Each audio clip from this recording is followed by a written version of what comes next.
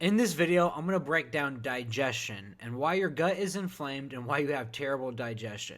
So my name is Adam Bono. I'm an online fat loss professional. I specialize in higher forms of nutrition, metabolism manipulation, hormonal fluctuation to actually get my clients lean, right? So I primarily specialize in metabolic priming, a process of metabolism manipulation, of actually eating more food and losing more body fat. So I have many client transformations that are going to be linked below, but the purpose of this video is to actually give you a 101 on digestion, right? So there are many factors that do affect digestion, but right off the bat within every single one of my clients' programs on day one, I try to optimize digestion. Why? Because let's think about what digestion is. The process of how your body breaks down food. What is metabolism? The process of how your body breaks down food. So utilizing metabolism in the form of good digestion and nutrient absorption helps my clients get lean. So I have many of my clients who lose 12 to 16 pounds within the first weeks of us even working together. Take my client Ben, for example. Just check in 13 pounds down in 4 weeks. My client Nathan, down 15 pounds in 4 weeks.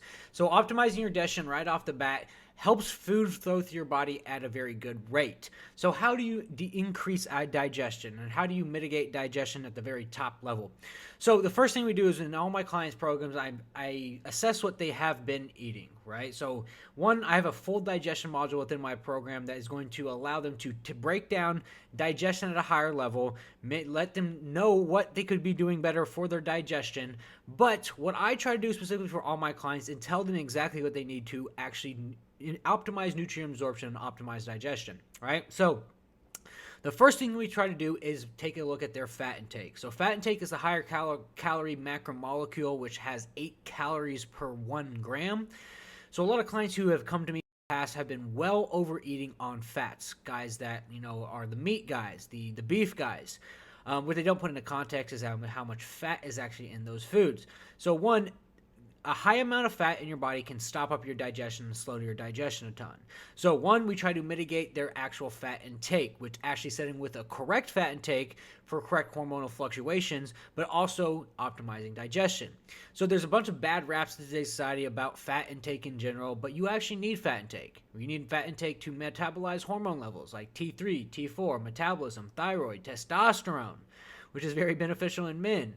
But getting too much fat will cause lethargy, very tiredness, hard to get out in the morning, and then a gut that is very inflamed. So we try to mitigate and really nail their fat intake, right? Get their body to optimize digestion by optimizing the fat intake, right? So that's off the bat what we do day one. Next, we implement certain strategies. One is a gallon of water a day. So a gallon of water a day helps food flow through your intestinal organs very quickly. It's like lubricant for your organs, right? So getting a gallon of water a day will not only help with digestion, but also electrolyte imbalances. So right off the bat, I give my clients a gallon of water a day, lower the fat intake, and their digestion just flows pretty well, right? Like losing 12 to 15 pounds within a month, almost 20 pounds within a month because of those specific reasons. So on top of that, we add in steps, right? So my clients are all on a step goal per day, right? How a step goal per day basically is one, it's a form of low intensity cardio, right? So low intensity cardio is non-inflammatory on the body. So a bunch of people, guys who come to me in the past that have the inflamed gut, we have to really dive into inflammation regulation, adrenal fatigue, cortisol levels. So lowering any type of cardio that may cause you an increase in inflammation and just sticking to steps helps with digestion, but also burning calories, right? So low intensity cardio quite specifically helps with the oxidization of body fat. So I just did a complete video on fat mobilization and fat oxidization, the actual science behind that, but a quick high-level overview is that on a fat burning basis, it's not just a one singular thing. You have to mobilize body fat before you actually oxidize it. So weight training in specifically helps mobilize body fat by increasing epinephrine and adrenaline. Up to even 24 hours after you're done working out, your body can continue to oxidize fat. So high intensity training that increases adrenaline and epinephrine actually mobilizes body fat. Low intensity cardio like walking that's non-inflammatory helps with oxidizing body fat, right? So within that sense, we step with low intensity cardio, help oxidize body fat, help with food flowing through your body. And so we even put strategies in their plan like after a meal, go for a 10-minute walk, right? Because it will increase digestion, help food flow your body very well. And then after that, we dive really deep into fiber intake. So there's a bunch of sayings on fiber intake of how much you should eat per day. And it actually varies person to person. Some people do better with less fiber. Some people do better with more fiber.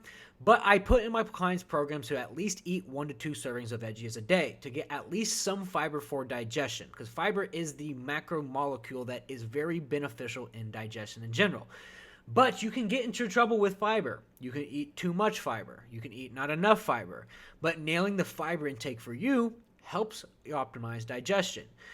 So the last thing we do if they still have digestive issues, so if we, one, nail fat intake, optimize water, optimize steps, optimize actual fiber, and my clients come along and they're having actual, digestive issues.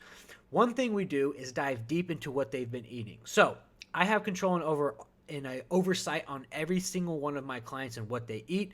My personal program is connected to, if you've heard the app MyFitnessPal, so I can see what they eat on a daily basis. So if they do come to me with digestive issues, I'm able to break down what specific foods might cause the digestive issues in general. So in a ton of cases, and this is super beneficial to know, in some cases, some of my clients or some people in general have trouble digesting broccoli or cauliflower. So broccoli and cauliflower have a ingredient in a macromolecule in it called raffinose.